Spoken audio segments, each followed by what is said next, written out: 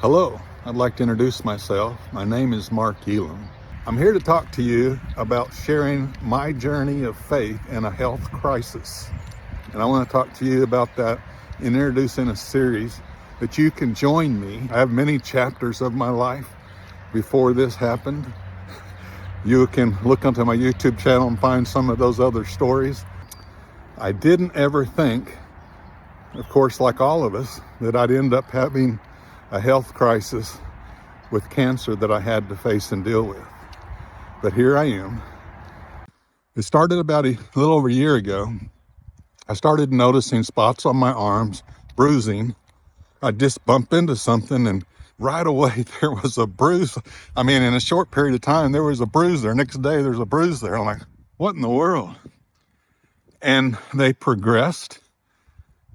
And so my physical was coming up, and I thought, well, I have the doctor look at it. But before that ever happened, I started getting rashes developing also. And so itchy, it was driving me nuts. So I Googled it, and I Googled something like, what causes easy bruising when you're not old yet? And the answers were not good. There was basically only two directions Google provided. One was liver damage, that the body wasn't processing correctly the liver to remove toxins. That's not good news. The other one was the blood platelets were low, thereby causing easy bruising. Blood platelets, big deal. Liver problems, big deal. Oh man, Google, you're not helping. Neither one of these are, I don't want to read anymore. And so I became determined. I need to get back to the doctor and say, hey, let's find out what's causing this. So finally I got back with my regular PC doctor and said, hey, I want some blood works. It's that time of the year for my, normal annual yearly physical. Let's do a full blood workup. I want to see what's causing these bruises. They had gotten worse by then and larger on my arm and on other parts of my body. So he said, I agree, let's check this out. Now, I got the blood work, and normally I would hear back in a few days later that week. I didn't hear back. So I called in asking questions. They said, well, there's been a delay. We'll get back to you as soon as we can. Another week or two goes by, I'm calling back in. Hey, what's going on? They wouldn't tell me. But basically, I found out about a month later that there had been a cyber hack on the computer system of the hospital system network that I was with, and all of their data had been frozen and locked out. I'm assuming they didn't pay, and so they lost the data because my information was lost. They finally admitted to me that we need to redo the testing. It was lost through the cyber attack. Oh man, 2 more months have gone by now. I'm back in, getting the testing, but I'm finally going to find out what's going on. And the next morning, early in the morning, the doctor's calling me from his personal cell phone. Get to the ER. Your blood platelets are extremely low, below where they should ever be. Basically, my platelets had run about 200 to 250 every year. If they get below 150, it's a bit of a concern. You're on the low end. If they get down below 75, then that's when the doctor sends you to a specialist. Mine were 9. Once I got to the specialist, I had found out later on that under 10 is an extreme emergency, that they want to then do blood transfusions to you, because under 10, you can start an internal bleed and bleed out.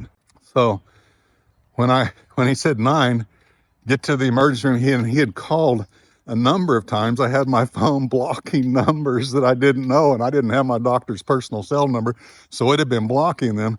And when I went into my phone messages, there were 20 calls from him. Get to the ER. I'm like, man, if the doctor's this nervous, then it probably is something as serious as what I've Googled. And so I go there knowing something is definitely wrong. It's not good. But here I go. At the ER doctor that met me there had my blood workup sent to him. And he was the kind of doctor that didn't have much of a bedside manner. He's like, I just believe in telling people straight up. He said, you have leukemia. You need to know. I'm thinking, well, I'm glad you're talking to me straight up, but couldn't we have, made that a little softer? Okay, but it's my reality. Let's deal with it. And since I'd already seen that on the internet, I was already halfway prepared. I knew something was up. My body had been speaking to me. I've been trying to get it diagnosed. There have been wrong diagnoses, but now finally I know what I'm dealing with. And so part of knowing is helpful because then it alleviates the fears of the unknown. Well, now you got the fears of the known. And this is something that years ago was a death sentence. But today, in modern medicine today, it's a treatable issue.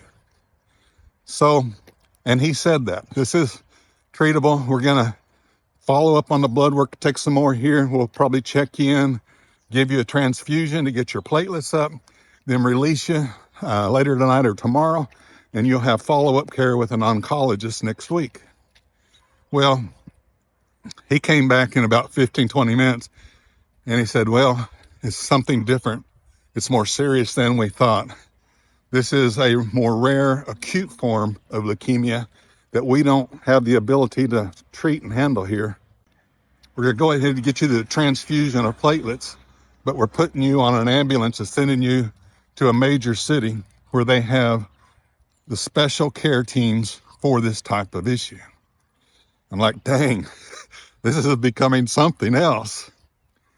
And so here I go on the ambulance over to our largest city here in Oklahoma City, our capital city, to the University of Oklahoma medical facility. And it's challenging. We're going to get you in remission, and then we'll let you know the next steps following. And eventually we're going to head you towards, once we have you in remission, we're going to go for a bone marrow transplant. We will transplant and remove your T cells and put in new T cells from someone younger, stronger, and healthier that matches you. Wow, a lot of information. I'm sure that whatever you're dealing with and that you were diagnosed, there were challenges and issues with that diagnosis, and then with all the steps following, what they were going to do to treat and to help you with that. I've already met many people while I've been going through cancer treatment that are suffering different types of ailments and illnesses and cancers. And some of those are untreatable. Some of them are stage 4. Some of them are just going through the steps, not knowing what else to do.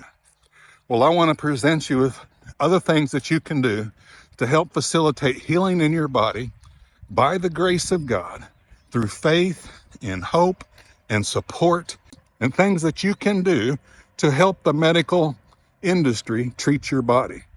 Your body was designed by God to heal itself. Our body cells, I don't know if you know, every cell in your body is made new every year. With every year, your entire body's remade. Some parts are a lot more often than that, others slower. But the challenge is, if we got sick, which we did, I did, there's a reason for that. And things that you can do to help in the process. Join me as I share with you my faith journey, my health crisis, and hopefully this will be helpful for you and yours. God bless you. Talk to you.